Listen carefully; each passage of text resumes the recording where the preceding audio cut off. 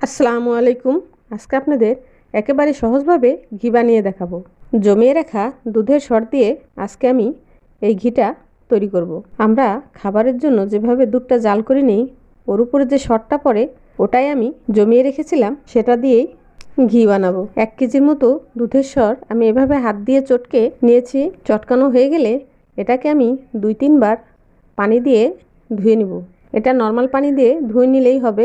2-3 বার ধোয়ার পরে পানিটা যখন এরকম পরিষ্কার দেখা যাবে, তখনই হাত দিয়ে এভাবে চেপে নিলেই দলা পেকে যাবে।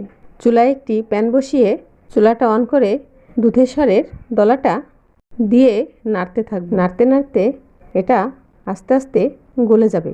এ পর্যায়ে চুলার হিটটা আমি মিডিয়াম টু লোয়ের মাঝামাঝিতে রেখেছি। আমাদের বাড়িতে বাচ্চারা দুধের সর একদমই খেতে চায় না, এর জন্য এটাকে আমি ডিপ ফ্রিজে স্টোর করে তারপরে এটা দিয়ে ঘি বানিয়ে নিই। ডিপ ফ্রিজে জমিয়ে রাখা দুধের সরটা নর্মাল টেম্পারেচারে আসলে তবেই কাজটা করতে হবে। এই ঘিয়ের স্মেলটা বাজারের ঘির থেকে একটু ডিফারেন্ট হয়ে থাকে। এই ঘিটা দিয়ে পোলাও, বিরিয়ানি, খিচুড়িতে ব্যবহার করলে আলাদা একটা অ্যারোমা ছড়ায়।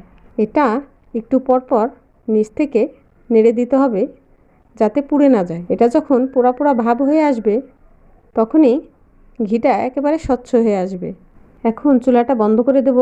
দিয়ে ঠান্ডা হলে এটাকে একটা বাটিতে ছাঁকনা দিয়ে ছেঁকে ঢেলে নিয়েছি।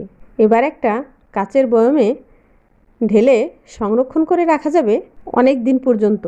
আমার এই সহজ স্টেপগুলো ফলো করে আপনারাও যে কেউ বাসায় এই ঘিটি বানিয়ে নিতে পারবেন। যদি আমার ভিডিওটি ভালো লেগে থাকে তাহলে প্লিজ আমার চ্যানেলটি সাবস্ক্রাইব করে একটা লাইক করে দিবেন। আবার দেখা হবে নতুন কোনো ভিডিও নিয়ে। সে পর্যন্ত সবাই ভালো থাকবেন, সুস্থ থাকবেন। আল্লাহ হাফেজ।